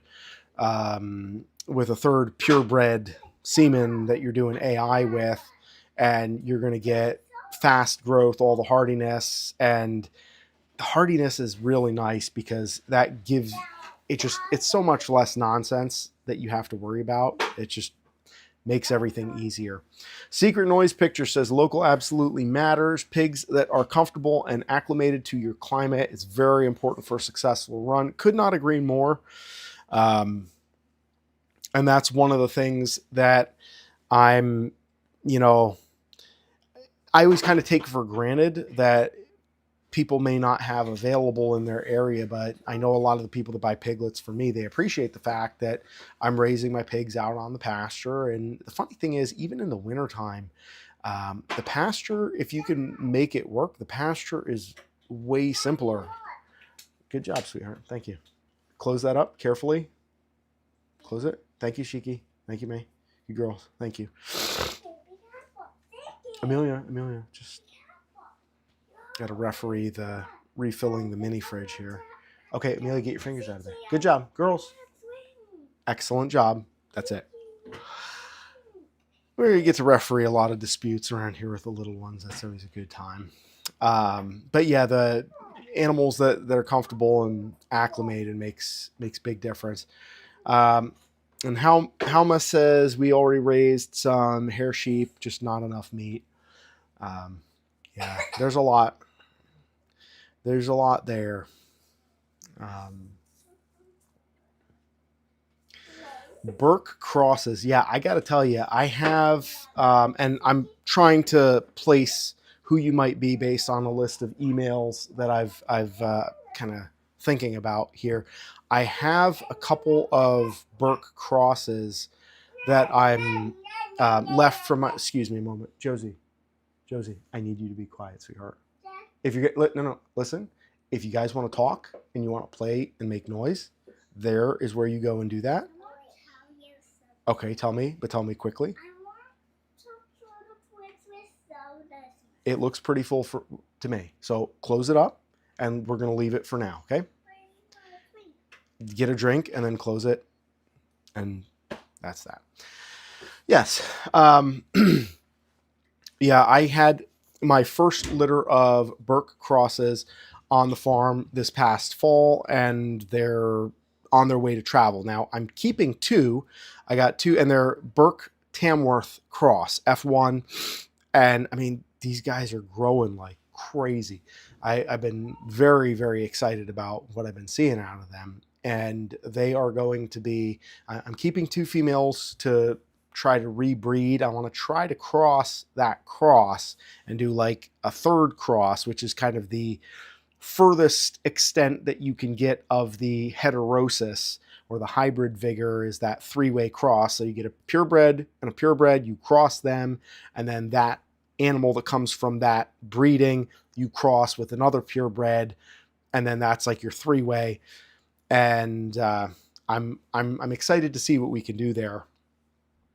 But I still have two piglets from that are Burke Tam cross that are available. So if you're looking on the soon side, you might be able to get some of that litter. Otherwise, I will have further litters, as I've got a whole bunch of Berkshire females that are in my pasture right now that in a couple of months are going to start breeding. And then over the summer, we should have a bunch of purebred litters and cross litters, and all with Berkshire genetics. Secret Noise Pictures says AI is interesting in the sense that your AI straw is maybe 100,000 sperm count, good for good genetics, but a breeding boar is giving you 1 million sperm count and possibly the best of the best in that shot. Yeah, because there's J-Light. Okay, I got you. Yeah. J-Light, we're going to be postponing tomorrow. I think Mike Bellino's bounty, I have another one of my potential students in the class here. Yeah, we're going to postpone for tomorrow because there's like a handful of people that could make tomorrow's class, just so everybody is up to speed with what I'm doing, I'm doing a quick sidebar here because I've been teaching Homestead Pigs 101 class here on the farm. Eventually, I want to live stream or put that together as a video product that I can, either give to my members here on the channel, people that are supporting me for a couple bucks a month or whatever on the channel, or maybe sell as like a full thing, which is basically kind of the 101. I believe from what I know of a lot of you guys here, you already have pigs, so this is probably, a little bit would be elementary for some of what you guys are doing. But I think it's a good starting place for folks that are getting going, and it's just a good chance to kick around ideas with people that are local. And so that's what we've been doing. We've done one class so far in the fall, and we had like 5. It's like we try to keep it to like 5 or 6 people total for the class size. And we just got lousy weather tomorrow. And then next weekend, I think, is out for a few people. So it'll probably be, we'll reschedule it down the way, and I'll send an email out tonight about that. But yeah, trying to make America farmers again, and this is part of it. Yeah, secret noise pictures. Why do I want to put a no in there? I want to say secret noise no pictures. Secret noise pictures. Secret noise pictures. Yeah, AI is interesting in the sense that the straw is maybe 100,000 sperm, but a breeding boar is giving you 1 million sperm counts, or 1 million sperm count per shot, and then possibly the best of the best in that shot. And then if you have another boar for cleanup, you can get like a cross and a purebred in the same litter, because purebred, like let's say my Tamworth sow, she gets covered by my Tamworth boar. And of course there's 2 uterine horns. And so the old spot boar, he bats cleanup. And then so she's got some crosses and she's got some purebreds, and you get the best of both worlds depending on how you're doing that. So you get some nice variety. And it's exciting because it's like, opening a Christmas present. It's like, oh, what's this? What are we going to get? And sometimes that's, it's exciting. It's exciting having piglets. It still hasn't gotten old. I'm still very invested in the process. It makes it really interesting. And of course, they get bigger and they're a pain in the butt, and then you got to castrate them in the whole 9 yards. But like that's all part of it. And yeah, there's a lot of cool things that there's pros and cons with the AI, but I think that ultimately. And a lot of this just comes down to like philosophy and what it is that you're trying to do. I want my animals and what I'm doing with my animals to go deep, and I want it to be like the highest quality that it possibly can be, not just like I like being able to see and have that consistency, even though look, without being too crass, right? It's kind of like the same idea as saying, do you want to be married to the same woman for, 50 years, or do you want to do like Dan Bilzerian? And there's pros and cons to either ways of, doing things, but there are definitely certain things that you get with a longer term commitment that you are not going to get with a going out, and doing yacht trips and with 24-year-olds. There's different pros and cons either way you're doing it, and ultimately you have to commit because you can't really do both. You got to pick one or the other, and you got to know what it is that you're trying to do and making that commitment and saying, yeah, this is the way I'm going to go, not that way. It's a significant decision that's going to really govern what you're doing, because there's some people that, they raise pigs in a very different way. Like I have a friend who I respect, and this gentleman, he raises his animals, like his pigs. And sometimes I worry, like when I go into the barn and it's a little bit messy, or it's like during mud season, it's kind of wet, and I'm like, I feel a visceral reaction when I go into my barn and it looks like messy and like just dirty. Like I want it to be as clean as it can be. I want it to be as dry as it can be. I want everything to be perfect. And I'm a little bit, I have a little bit of the tism in that regard, where I want everything a certain way, and it just irritates the hell out of me when it's not that way. Um, and there's, I've reached a point where I have to learn to like make myself just let go, because this is not, it's not helpful to just get fixated on something that you can't actually do anything about and that isn't actually helping you. And so going into the barn and being that hung up on, the conditions that my animals have. And then I see other people where I go to my friend's place and he does very successful business. He sells feed, he sells piglets. And like, I look at, he's like, oh, let me show you one of my sows over here. And I go around to his little like pig pen. And it's like this tiny little area, like where the pigs are just living in mud and their own filth. And like, they're skinny and you can see ribs. And I'm just like, oh my goodness, like I'm waiting to hear Sarah McLachlan playing over a loudspeaker. And I know I've used this analogy before, but where I'm like, wow, these animals look like they're pretty hard up, and people will ride their pigs really hard because it's like, they're alive, they're surviving, like they're not complaining. Like if they're surviving, then that's good enough for me. And that's, I don't hold this against this friend and this guy, and I do consider him a friend. And he also, he goes and gets piglets from Pennsylvania every year. And so like, he buys them for $75. He brings them back here, sells them for 150. And I thought about doing that at one point. Although to me, the math doesn't math unless you have like a huge trailer.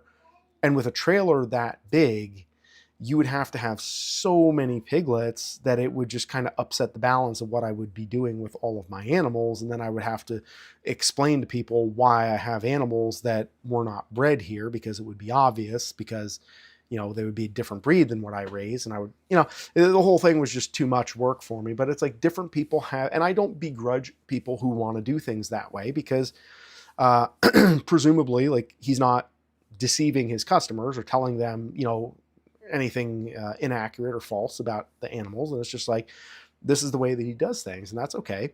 But that's not the way I do things, and that's okay too. I don't like think that my way is the best way, but I like to find some commonality and explore how I can make this better. Because again, I can tell you, I am not saving money on my food bill. I'm not getting rich off of any of this either. So if you are watching this and any of this resonates with you, if you're not already subscribed, please subscribe to this channel. We're trying to grow this channel so that we can make America farmers again, get more people involved in the conversation about why farming is important, since I've already sold it and made it so extremely appealing by telling you how you're going to go broke. And like the only reason to do this is because you can get really tasty pork and, it's fun. I understand that the sales aspect of farming is not something that I'm always going to be doing really well, because part of what I'm trying to do here is also paint a realistic picture so that you guys understand what you're getting into. Because, I don't have the sexy intros with the frying bacon and the boiling water and the 50 different little cuts. I'm not Justin Rhodes here. No hate there, like Justin Rhodes. I've watched his channel a bunch, but it's just like, that's not what farming feels like a lot of the time. It's like working a 12-hour day in the hospital and then coming home and having to give penicillin to one of your sows who's down, because if she shits the bed with a litter of piglets on board, then you're going to be out a bunch of money. And how are you going to pay for feed for the rest of them? And then you got to still find time to go in and put the kids to bed and make sure that your wife is taken care of. And she's struggling because she's got a lot on her plate, and you don't want to let her down because she's giving up a lot so that we can do this, so that we can get this off the ground, right? Anyways, I digress. But the point is, you guys and your support, your participation, liking the stream, subscribing to the channel, all that stuff, it really does honestly make a very big difference. Those little things goes a very long way. And like I mentioned earlier, we're in the process of growing the channel. So I think fairly soon we're going to be over 1,000 subs. And I started doing this in March, almost April of 2025. So we're going to it's good progress. It's consistent. And the more the momentum builds as the channel grows, as the compensation and the monetization starts to happen, we're going to be able to do more and do more better.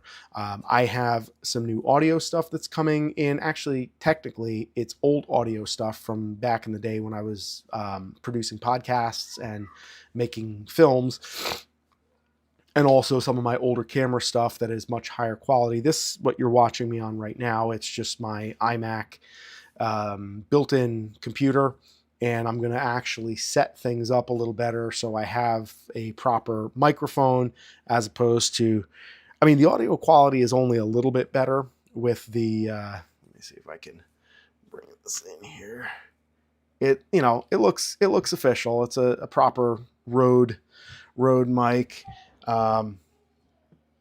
I don't have like the swinging boom like all of the political podcasters do that would be like totally official, but we'll get it set up, and like I want to make good stuff for you guys, and I want to be able to make it in such a cadence and a frequency that it is going to be useful and available to you guys, so that we can really get that done. And you know, memberships to the channel help, and then, you know, even just doing the little things like sharing and liking and subscribing, that's awesome. So let me take a quick sip here, and we'll take some questions if you guys have any or comments. No, you can't see me again, okay? You go over there, okay? And we'll come back. And the kids are playing tag on a concrete floor in the middle of the night. Seems like a great idea. Build a little character here. All right, so we're about an hour and 45 minutes deep here, and I would like to start winding this down. So if you guys have questions or comments, hit me up with those. And basically, I'm trying to think, there's a handful of things that I have that I really want to do a series. Shiki, girls, please. Could we like save the battle cries for elsewhere? Or maybe just like wait until I'm done? Thanks. Oh, wow. Awesome. J-Light with the first member to the channel. You're literally the inaugural member. That is cool. I appreciate that. So my first channel member, I appreciate it. That's wow. That's cool. Yeah, I'm working on going to be doing a series of videos where I want to kind of break some of this stuff down, because I realize that a lot of these videos, these chats, they're kind of, you know, hour and a half, 2-hour conversations where it kind of goes over the river and through the woods. I'd like to be able to kind of partition things off a little bit more and break them down. So one of the things I want to talk about here is going to be like heritability, and what is heritability, or what is heritable, and also what is not heritable, so that we can kind of help beginners understand what is marketing and what is kind of, you know, somebody trying to fleece them a little bit or oversell, overhype, drinking their own Kool-Aid, so to speak, versus what is actually, you know, a real and legitimate thing that you can get. And, you know, I want to dig into that. And then also I want to talk about just personality and kind of what we talked about earlier with the different factors that affect personality, but to bust the myth that like there are certain breeds that are friendly and other breeds that are not friendly, because that is not so. And to, you know, try to help stir the pot a little bit there and also make some points there. Jay Light says, I watch too many of your videos not to support. Well, I appreciate that. I appreciate your conscientiousness. That means a lot to me. I do appreciate it. And, you know, I've gotten a lot of support from everybody, you know, in here over time. And, you know, I'm not yet at a point where I'm putting a substantial part of my week into, like, I haven't yet gotten to the point, let me put it this way, where I have taken time away from farming to put into content creation. And I would like to get to the point where my, because right now I have too many animals for my property, and I know that some of them are going to have to go, and that's going to happen as I, cycle through some of these new breeders, and I'm going to cull some of them most likely based on how they do. And if they all do fantastic and they're like batting 1,000, then I'm going to have to sell some of them, because just like carrying 40 adult pigs on my property with the infrastructure as it is, it's just more than what makes sense, I think. And so I am looking forward to getting to the point where I can actually dedicate more time to content creation, and where we can spin off different things. So, what I would like to ask you guys, and maybe call it a recommendation, somewhat half of, partially a request, partially a, well, yeah, we'll just call it a request. What I would like to ask you guys is that you would be vocal about what you would like to see. And that is one of the things specifically with memberships, where you guys are going to be, whether or not you are, realize this, you're going to be steering the direction of the channel with questions that you have and suggestions that you have and things like that, because I am able to really narrow down the scope of the people that I'm listening to and the things that I'm focused on, so that I can get my, I can dial things in a little bit more that way. And the more I can make my channel and my content and this stuff, the more useful I can make it, the better. And so I always appreciate hearing from you guys if there are things that you're like, hey, I like this, or hey, do more of this, do less of that, or here's something I was wondering about, or have you ever thought of trying this? And there's some things that, like, I just, I don't necessarily have the time to do certain things too, because that's, that's the way it is right now. But at the same time, I'm building a database, keeping all of this stuff in my head and on paper, because I write stuff down a lot, make lists. And then as I go along, it's like, there's going to be a time when I'm going to be able to get to this, and then I'm going to upgrade and make different things in different series and stuff like that. And right now I'm trying to just make, well, between doing live streams and then doing series and making series, so that we can really deep dive into topics where I'm getting a question and I'm able to answer not just the immediate question, but also put some context in there, because I believe in the deep dive. I want to give complete information, not half of the information and a sexy thumbnail and then call it a day and hope that works. Like, I want to actually be able to unpack things so that we can really give people good quality information. And then there's the, trying to figure out the part of bringing farming to the masses. And I'm not entirely sure about how to do that. That's something that I got to figure out in terms of the topics that we get to kick around. And maybe I think with some of that stuff, it's more a matter of like stirring the pot a little bit, talking about things maybe a little more political, social, controversial, and being willing to step into some of that, and not just talk about like, hey, this breed of pigs or this type of method for curing pork. I mean, I have a handful of things that I've jotted down in my book that, like, I think a lot of the best videos that I can make are going to be about things that just kind of irritate me, where I can rant about it a little bit, like marketing for small farms and how it's like, oh, locally grown, we don't feed any of this, and we never give antibiotics, and it's all like so flowery, and it's just like, look, I give my pigs antibiotics because I treat my animals the way I want to be treated.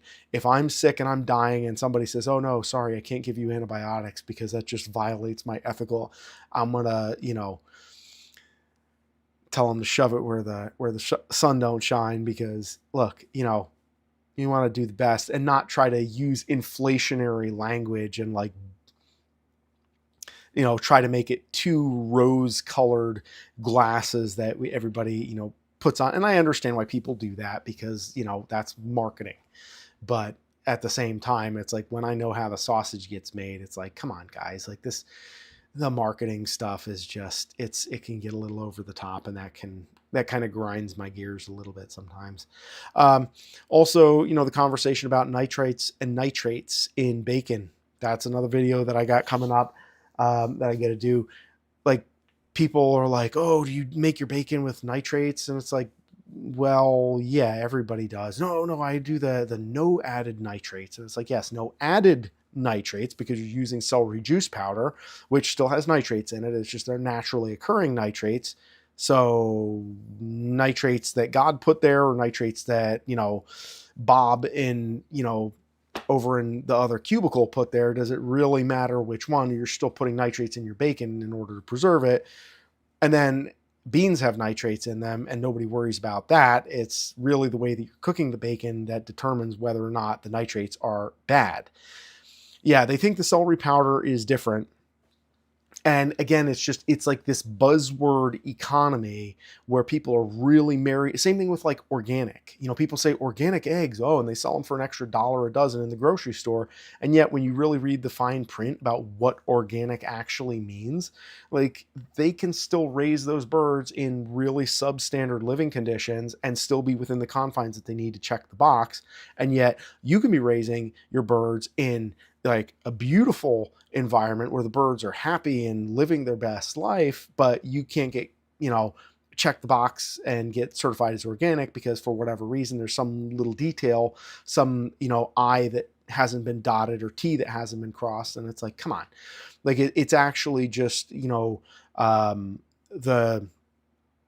it's semantics, and people put too much trust in labels. And the same thing goes with the USDA debate. That's the whole rant that I have been on, and I will stay on until this changes, about the nonsense that goes with the USDA. Is that people who don't understand anything about farming and don't know anything about farming, they put their trust in an organization stamping a label on it so that they don't have to think about it, so that they can disengage and just trust the label man.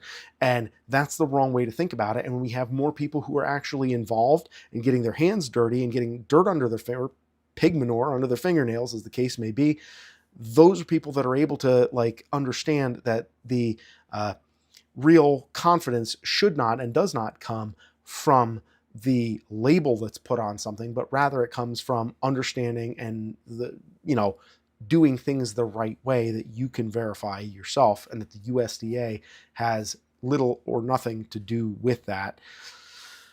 And the buzzwords, it's just watching the power of buzzwords within a industry or community that I am part of. It grinds my gears a little bit. And Jay Light says the same issue with the nitrogen sources. Yeah, there's a lot of other, and I mean, for that matter, I think there's also a conversation to be had, and this is a slightly different one because I don't know that I have firmly established a position on this, but like the soy free, in terms of the feed. One of the producers that I sell piglets to, and who I did like I finished 8 hogs for her this past summer. Very interesting setup that she has, where she's basically decentralizing her production of hogs to small farmers that are each doing a couple here, a couple there, so that she can get small pasture raised or outdoor raised hogs that are raised good quality under good circumstances. And then she kind of aggregates them and sends them to processing together. She is interested in pursuing soy-free feed because she thinks it's going to be worthwhile. I don't know. I haven't tried it. I've heard some people say that it is. I'm a little skeptical myself. But at the same time, I haven't tried it, so I can't say. And the same thing goes with hi, sweetie pie. Oh, good hiding spot there. I won't tell her that you're there. Kids are playing hide and seek, so I'm refereeing that game too. Soy can apparently make meat a lot lighter, like pink ribeyes. Interesting. I did not know that, but that does make sense.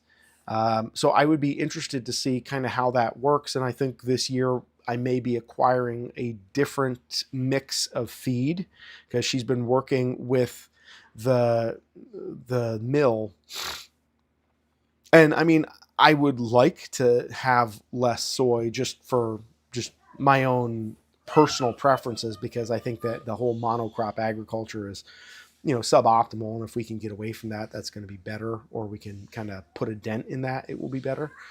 But um,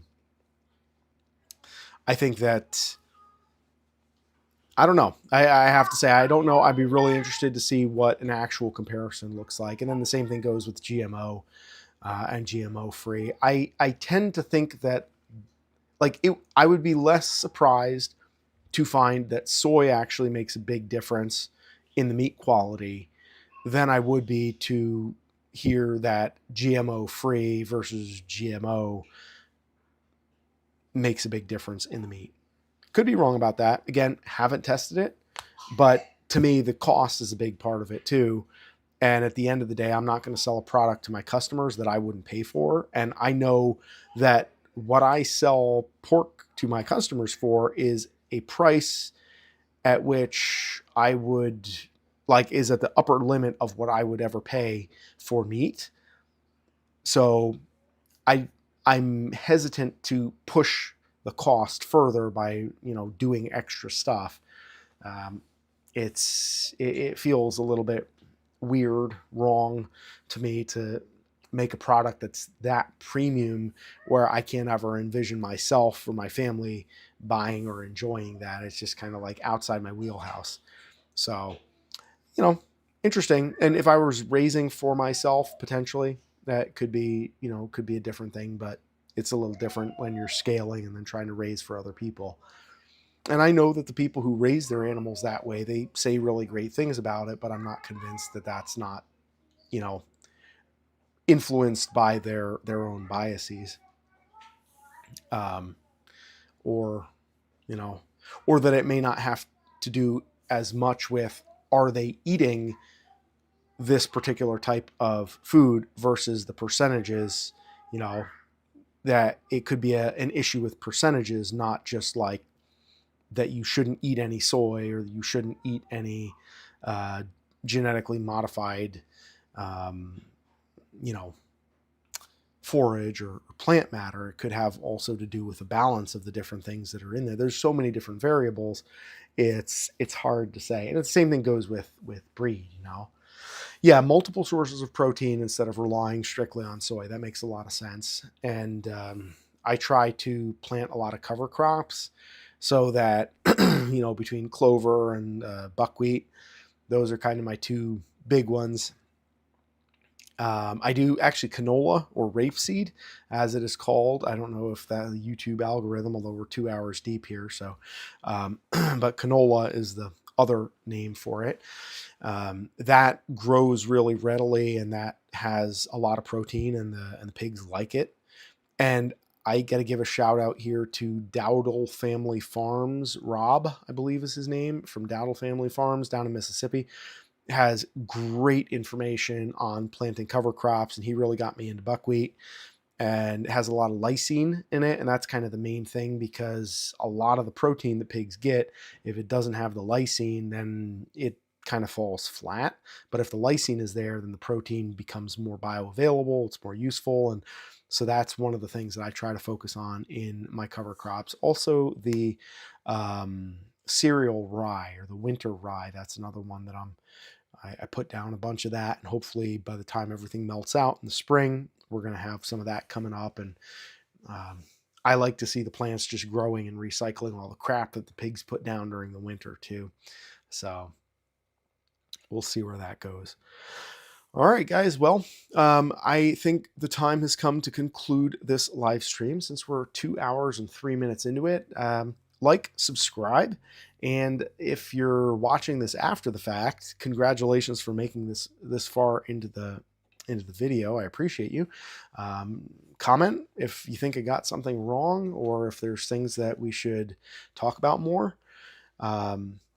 And I would love to have more time to connect with you guys on more of these live streams, which we're going to be continuing to do as we go on. And Jay Light says, your video on lysine was very good and new to me. Interesting. I forget which video I did on lysine. I know I talk about lysine in different contexts, but I don't remember which video that was, but it is something that as we go into planting season, I will be talking more about, and as we talk more about the different nutrients, because yeah, the amino acids are a big thing. And it's funny, like when you're feeding brewer's grain where there's all this protein, there's like 20-30%. There's actually and I shame on me for not remembering this. I have to find it. It's in one of my open browser tabs on my phone, but it is a website where you can put in any kind of plant, cover crop, you name it, and it will give you a nutritional breakdown of like all the stuff that's in that plant. So you can look at anything and you can say, this is how much lysine, this is how much protein. And surprisingly, corn, like the leaf, not the oh, the feed video. Okay. Yeah. But corn, not in the actual ears of corn with the grain, but actually the leaves of the corn plant has a lot of lysine in it. It's just trying to grow enough corn to where, like, it's not really practical because the pigs will just destroy it. But that is, I was very surprised and interested to come to that realization because it's, again, you're not really saving money on it, at least not until you do it enough to get really good in it. Oh, the stalks high in vitamin A2, very good. Well, there you go. That's sounds accurate to me. I hear a lot of these things around, and then I remember bits and pieces. Um, and but eventually, if you do it enough times and you kind of get it dialed in, you can maybe save some money on it. But it feels really good to be able to grow something that's doing something with the animals that you're also growing off of that. Like when I grow sunflowers, and like I'll just go get a bag of black oil sunflower seeds from the feed store, nothing special, and I'll just throw them out on the pasture. And the sunflowers are, or were, used to clean up, um, brain fart here. Where's a place over there in Russia where they had Chernobyl?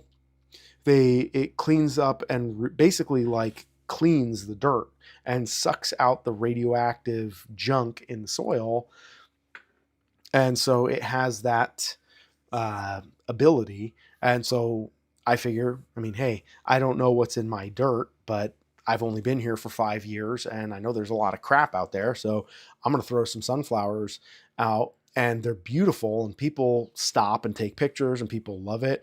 And I know that it's cleaning the dirt out. And then I had like turkeys coming and like living in the field. Like I had a family of turkeys that were there and all these birds. The only problem is that like in the wintertime, the stalks stay there and it's a little bit messy, and I kind of want to get it out of the way. So I didn't plant them last year, but I had them up the year before. But last year when I didn't plant them, my wife and some of the neighbors were kind of complaining that they missed them. So I was like, all right, you know what? Maybe I'll do half and half or something, or just mix them in so that it's not like a full field of sunflower seeds. I really wanted to get a full field of pumpkins in the fall, but pumpkins, you can't just like throw it out there and leave it. Like the sunflowers, you just throw them out there and they figure it out. Pumpkins or anything on the ground, like it's, you gotta kind of weed out the smaller ones and go from there. And if you don't weed them out, then they choke each other out and then you're left with nothing. But um, I've been thinking about doing an experiment where I throw pumpkin seeds in with the feed, and then the pigs, and I should probably do this while it's still, well, maybe like early spring. Throw pumpkin seeds in with the feed, and then the pigs basically crap the pumpkin seed out, and then the pumpkin seed goes onto the pasture, and it's like got its own enclosed food source, and it sits there until it starts to grow. Because I've I've planted pumpkin seeds in my field, my pig pasture, and the only pumpkin seeds that actually grow are the ones that the pigs ate out of the pumpkins when I fed them pumpkins, like the last fall that I fed them pumpkins. And the ones that I paid a lot of money for, all these fancy pumpkins, and I planted myself, I got them all too close together or something, and they were just, pumpkins are finicky. They're hard to grow. But all that to say, it feels really good when your land is working for you and when your animals are working for you and they're all kind of working together to take care of each other. And when you feed the pigs the pumpkins and then the pigs crap out the pumpkin seeds and the pumpkins grow, and then it's just like, it feels like you're doing something. I don't know. So on that note, guys, really appreciate the conversation and your listenership, viewership. And on that note, I am going to go put my kids to bed before they turn into pumpkins with all this conversation about pumpkins. I look forward to seeing you guys again here in the not too distant future. I'm going to probably be getting into another stream this weekend at some point. I would say probably a Sunday or a Monday thing, but generally, if you're following me, you're subscribed here on YouTube, you'll see I'll post up a little, just a post on the YouTube stream where you can see I'll announce what I'm doing if I'm putting a stream together.